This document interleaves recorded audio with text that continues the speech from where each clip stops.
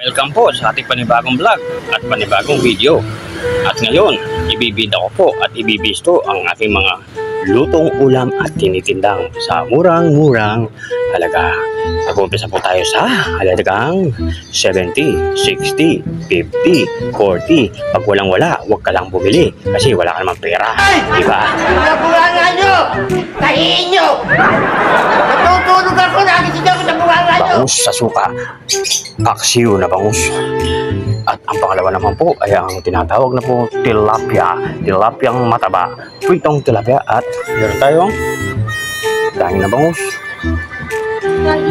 Nasa loob po. Pasok po kayo.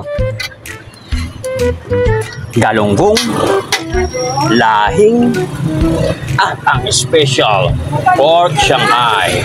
At meron din po tayong chicken fillet, munggo, hindi naman Bernes, Bicol Express, at ang pinakamasarap na specialty ko po ay ang bopis. O yan. Meron din tayong gulay.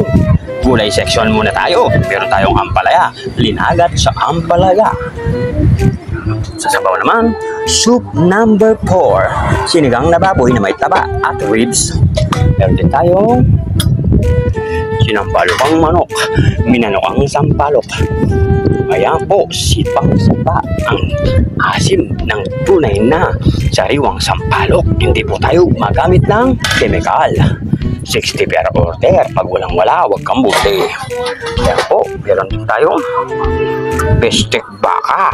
Ayan, puro laman niya. Meron siya dito menudo na hindi marunong kumanta. Pakbit sa gata. Kiniling na may itlog na baboy.